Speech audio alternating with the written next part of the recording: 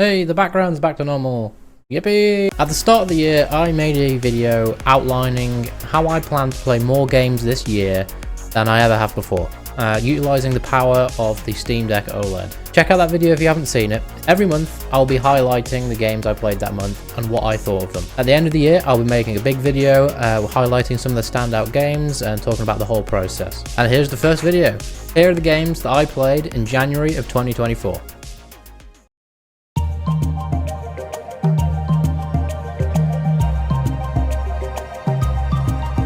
Snake Pass is a 3D platformer made by Sumo Digital, released in 2017. Although calling it a 3D platformer does it a bit of a disservice, as it has some pretty unique mechanics that make the movement in the game kind of unique. Rather than the standard precision sort of jumps that you make for going platform to platform, this game tasks you with coiling the main character, a snake named Noodle, up and over and around objects to get better grip on the obstacles and progress, turning each of what would normally be a standard platforming section into its own unique puzzle to solve, where you look at the obstacle and ask, how do I move on this to get around it?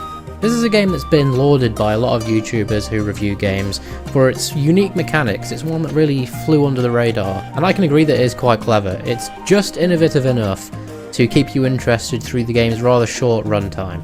I would like to see a sequel that's a little bit more polished though. The game looks great and obstacles really are fun to solve and it's all very fun looking. I often found that there were ways to cheese the puzzles a little bit, where if I built up enough momentum, I often could just kind of slide over the top of the obstacles a lot of the time, which is of course not the intended way of doing it. Perhaps they could try sticking some of those little spikes that they use in London to keep pigeons away from ledges. This was the first game that I completed on my Steam Deck, and while I won't be going back to play it again, simply because other than collecting all the collectibles in each level, there's not a lot more to do, but it was a lot of fun, and I would definitely recommend giving it a go if it's on sale on Steam anywhere.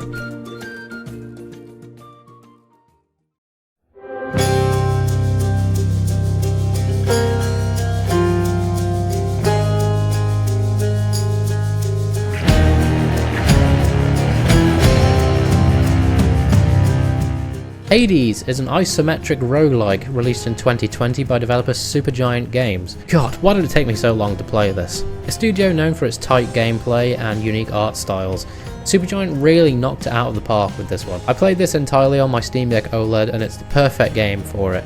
It runs incredibly well, it looks amazing. I mean, my god, the art in this game, it's incredible, and it really pops on the OLED panel on the Steam Deck OLED. I can't recommend this game enough, seriously. The mechanics are immaculate and it hooked me instantly.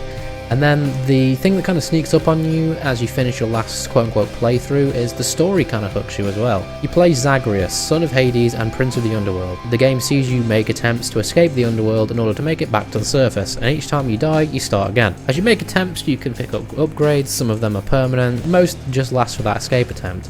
Get these upgrades mostly in the form of boons from other Olympian gods, and each time you get one you get a new piece of dialogue from them. Most are benign, but a lot of them reveal more and more details about the story. They really managed to make a compelling and diverse cast here, and you get genuinely interested in what they're going to say each time you get a boon. I mentioned the quote-unquote first playthrough earlier, and that's because while I have successfully escaped once, and so for the purposes of this series I will count it as a finished game, I have far from completed it. The story even continues a little bit, and you end up with more questions after your first escape. Keeping this game installed for the foreseeable future, and it is a fresh addition to my favourite games list. I'm not going to be really giving the games in this challenge a rating or anything.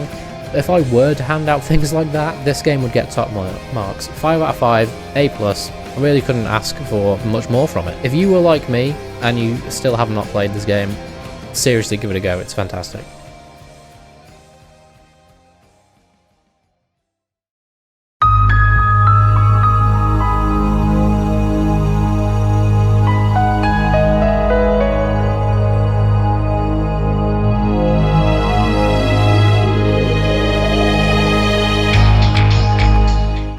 Mesa started as a fan-made project, a remaster of the original Half-Life by Valve Software, and towards its release in 2020 became an officially approved commercial release by Valve. As part of its development, the team actually added content that was not in the original game, expanding on what Valve was unable to add at the time due to various constraints.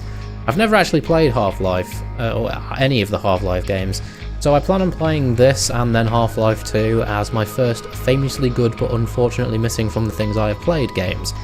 I won't speak too much on the development of this project, as NoClip did a fantastic documentary on the project that you absolutely should check out. First off, a quick tip if you plan on playing this on the Steam Deck like me. Do not install the normal Linux native version. Instead, manually run a version via Proton, as this removes a lot of graphical issues from the game with lighting and shaders and stuff like that, and obviously this game runs on Source, so it will run on a toaster and performance issues are non-existent. At the time of recording this, I have technically not finished the game, but by the time this video is edited and out on the channel, I will have by then. I'm very, very close to the end. And wow, this game is good. I haven't played the original Half-Life, of course, so I'm unable to do any comparisons or anything like that, but just from this, I can tell you this game is incredible. I really can't say enough good things about it. The gameplay is simple and effective, and I get the impression a lot of things that we take for granted in games nowadays were first introduced here, like proper reactive environments and physics. And this game uses those things to great effect. Too many story-driven shooter games nowadays just make the environments pretty and don't really use them to great effect for gameplay and storytelling purposes, whereas Black Mesa and presumably Half-Life before it do this in spades. The audio is also incredibly effective in this game.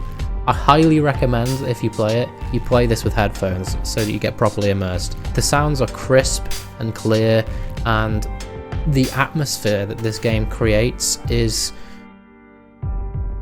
not horror, but it's unsettling, and it's really well done. One thing I did want to touch on specifically with Black Mesa is the stuff that's apparently new in Black Mesa as opposed to the original Half-Life. I've spoken to a friend who played the original Half-Life, and he said that the levels near the end of the game, where you are on an alien planet, are pretty bad in the original. The NoClip documentary touches on this somewhat, citing that the original game, Valve suffered from budgetary and time constraints with the final chapters, so they couldn't necessarily create the experience they were after. However, here, the Crowbar Collective, the developers of the remaster, really outdid themselves. I would say that nearing the end of these levels, at the end of the game, the lore falls off a little bit, but from what I understand, it is definitely an improvement over the original, and I found them fun regardless, if a little less polished than the earlier levels. If you haven't played the original Half-Life, or even if you haven't for a long time, I highly recommend you give this a go. For how cheap it can be found on Steam when it's on sale a lot of the time, it's a fantastic experience, and I think everybody should really give it a go, so highly recommend. And the first did not finish game on the list, Killer is Dead. A 2013 hack and slash game by Grasshopper Manufacture. I just wasn't a fan. I played for about 30 minutes and I just couldn't get into it. It doesn't run very well on the Steam Deck either, so that doesn't really help my accessibility of it.